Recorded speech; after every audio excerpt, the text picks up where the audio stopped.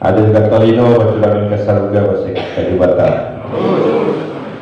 Pertama-tama, marilah kita selalu bersyukur kepada Tuhan Yang Maha Kuasa atas limpahan rahmat serta kasih dan karunia-Nya dalam penyertaan kita dapat hadir di tempat ini dalam tentunya keadaan yang sehat tanpa kekurangan sesuatu dapat mengikuti acara musrembang di Kecamatan Suti Semarang pada pagi hari ini. Hadirin Bapak Ibu sekalian yang berbahagia, musrembang RKPD di Kecamatan merupakan forum musyawarah antara para pemangku kepentingan untuk membahas dan menyepakati langkah-langkah penanganan kegiatan prioritas yang tercantum dalam daftar usulan rencana kegiatan pembangunan desa melalui mekanisme penajaman, penyelarasan, klarifikasi dan kesepakatan usulan rencana kegiatan pembangunan desa yang diintegrasikan dengan prioritas pembangunan daerah di wilayah kecamatan. Tujuan musrembang tingkat kecamatan adalah membahas dan menyepakati hasil musrembang dan tingkat desa yang akan menjadi prioritas kegiatan pembangunan di wilayah kecamatan. Penyelenggaraan pemerintah yang baik diawali dari penyusunan perencanaan pembangunan yang baik juga.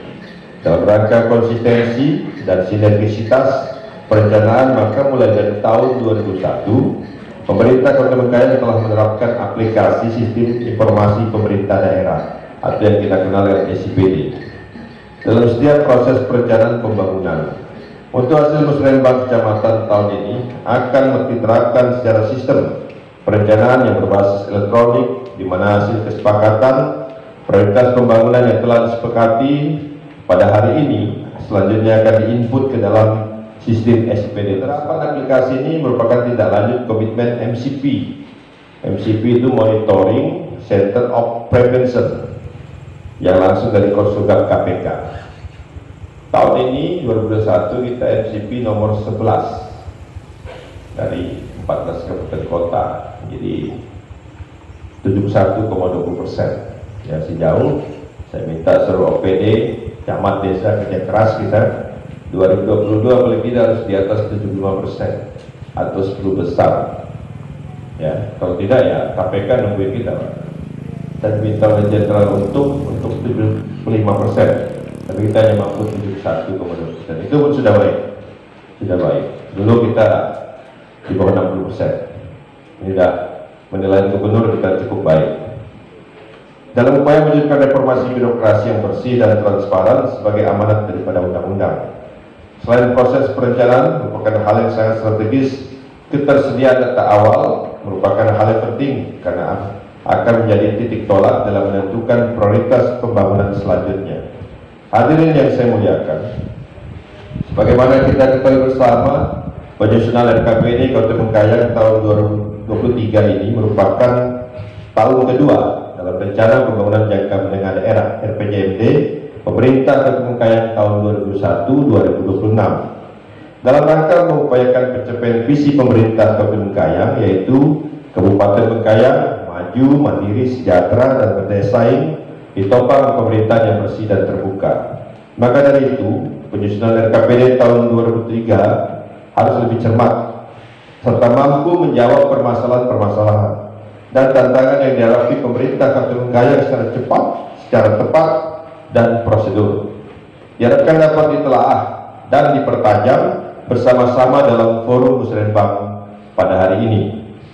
Tahun 2003 merupakan tahap pemantapan lanjutan, di mana sasaran utama mengarah pada optimalisasi pemantapan infrastruktur dasar dan perbaikan tata kelola pemerintahan untuk peningkatan kegiatan ekonomi, terutama pada kegiatan yang menjadi unggulan daerah. Peningkatan status desa, peningkatan kegiatan ekonomi di kawasan perbatasan, dan peningkatan kualitas sumber daya manusia, sehingga tema pembangunan dalam RKPD tahun 2023 ini yaitu pemantapan infrastruktur dasar dan tata kelola pemerintahan yang baik dalam rangka pemulihan ekonomi dan sumber daya manusia unggul.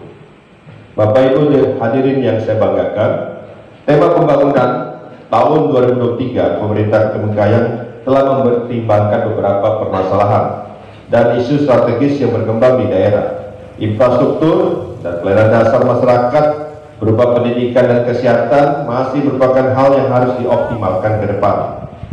Hal ini mengingat Bengkayang sangat luas dan berimplikasi pada tingkat aksesibilitas yang relatif, peningkatan kualitas sumber daya manusia yang berdaya saing, peningkatan integrasi perekonomian berbasis kawasan, serta peran aktif masyarakat dalam pembangunan, serta peningkatan pelayanan publik dan kualitas tata kelola pemerintahan perlu mendapat prioritas dengan tetap didukung oleh sektor-sektor lainnya.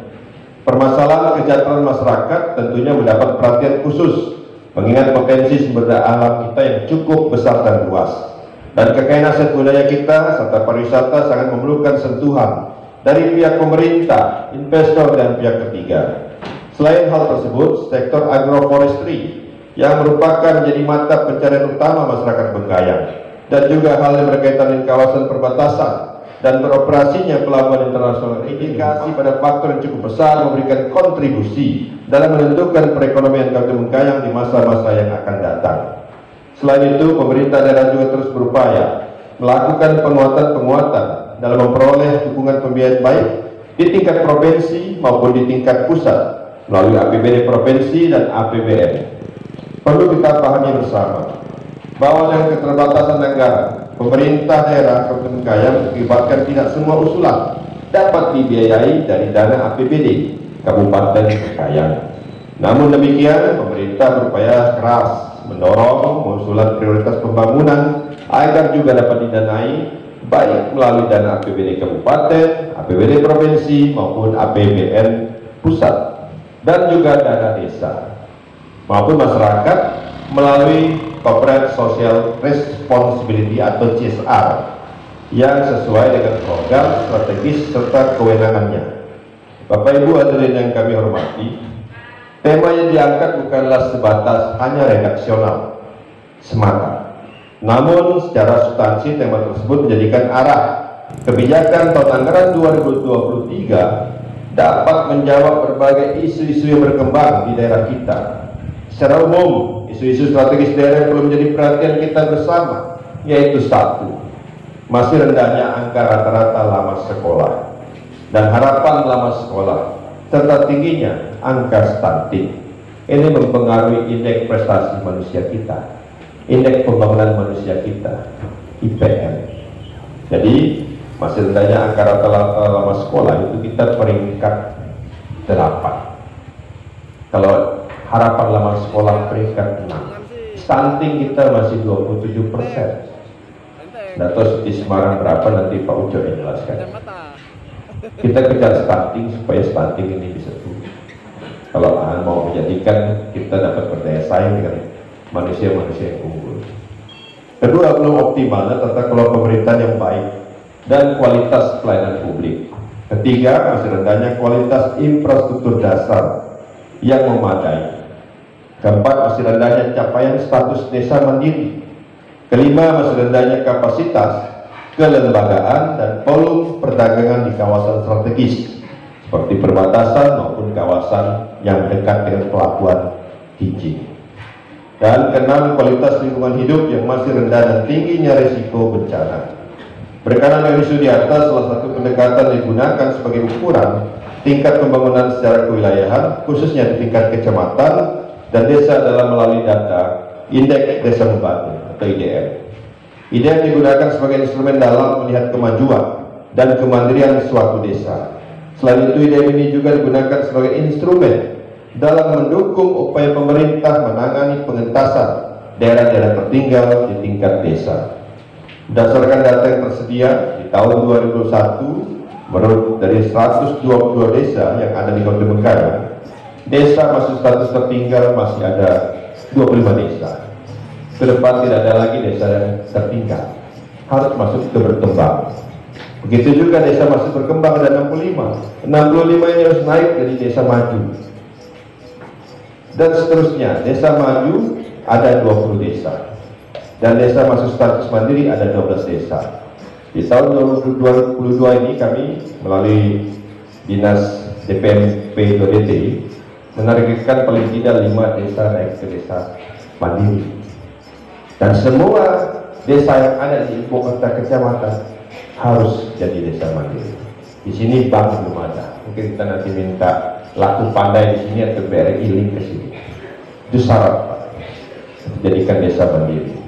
Dan mudah-mudahan Presiden baik hati, Mendagri bisa memberikan reward melalui Ibu Sri Mulyani.